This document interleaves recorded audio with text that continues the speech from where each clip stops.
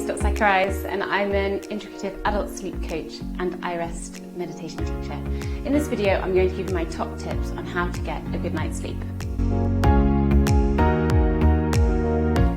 So if you're having problems getting a good night's sleep, one of the best things you can do is to keep a consistent wake-up time, and that's over the weekend and during the week as well. And just for a couple of weeks, it doesn't have to be forever, but it's a really good way to reset your circadian rhythm. Your circadian rhythm is your 24-hour clock, your master clock that governs a lot of different processes and physiological processes that take place in our body. Everything from obviously our sleep-wake cycle, but also when we feel hungry, when we have the highest concentration, the post-lunch dip. That has nothing to do with lunch, but it's actually governed by your circadian rhythm and drives us to have a little bit of rest after lunch. And your circadian rhythm loves consistency. It likes to know what time it's going to wake up and what time it's going to feel sleepy so that you can get a good night's sleep.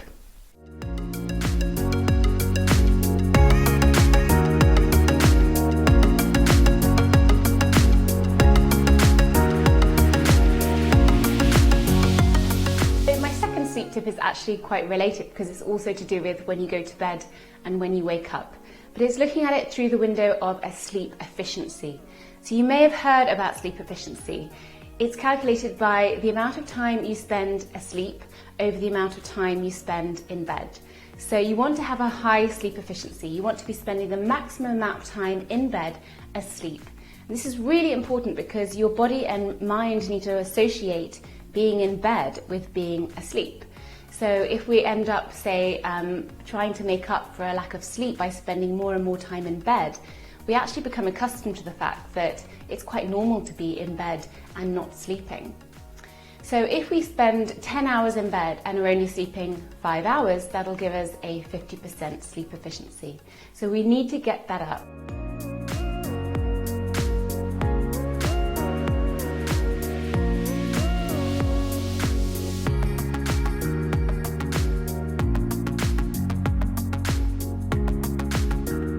Tip number 3 is about evening routines. Your evening routine is a really essential part of your day.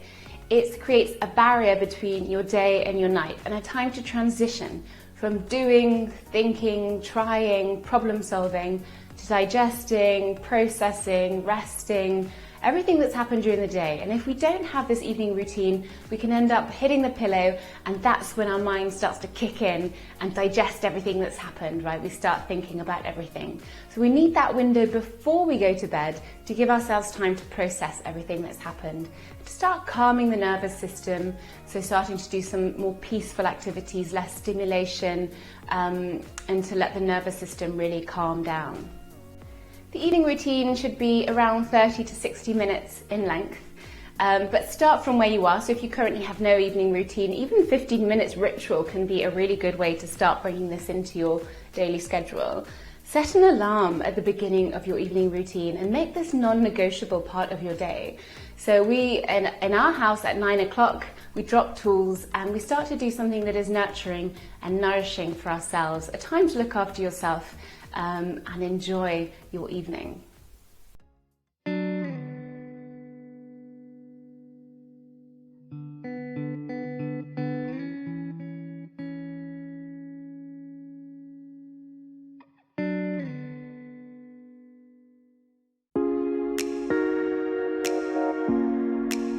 My fourth tip is mental discipline. So this might seem a little bit out of the blue. You might be wondering what on earth this is doing in a video about top tips for sleep.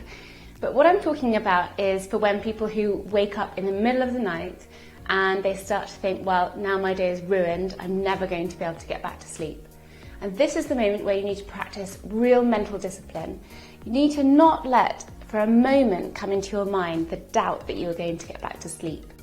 If you think about it, the minute that we tell ourselves, now I'm never going to go back to sleep, our body and mind react to that and they never go back to sleep. So it's really important that you watch the inner voice, you watch what your mind is telling you, and that you create some mental discipline in that moment. And of course, if after 20 minutes you're still not able to go back to sleep, then I would recommend getting out of bed, doing something calm, in low light and then going back to bed. Again, this comes into the fact that your bed needs to be associated with sleep and not lying in bed awake.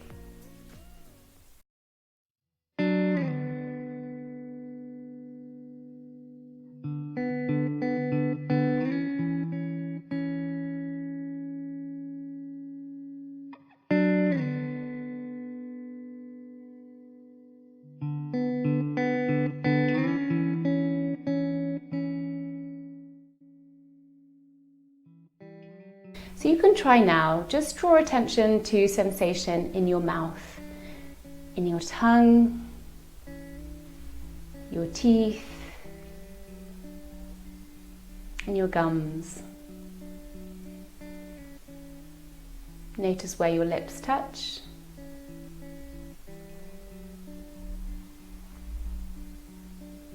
Notice sensation in your left ear,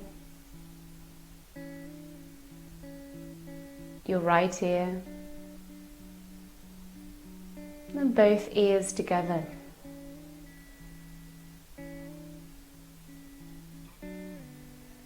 Notice sensation in your left eye,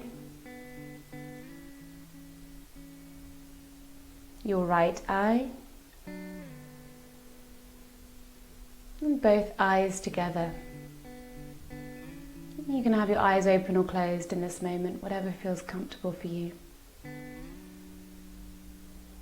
Draw your attention to your forehead, top of your head,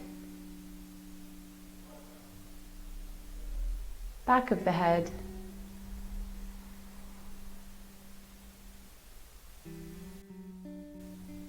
back of the neck, left shoulder, right shoulder.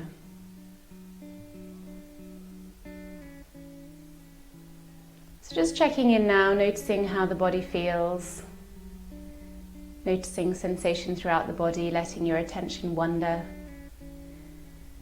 from your toes to your hands to the tip of your head. So the second thing that you can do is to work on your breath.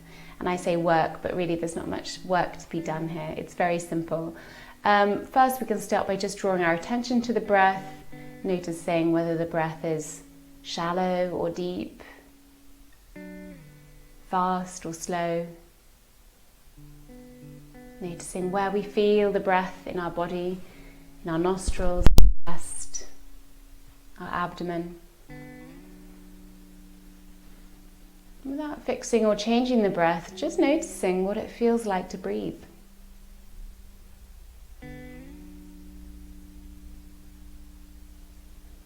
And then we can practice as well counting the breath. So counting from 7 to 1. It's a very simple exercise. So we count 7 inhale, 7 exhale. 6 inhale, 6 exhale. And so on until we reach 0 and we start again at 7.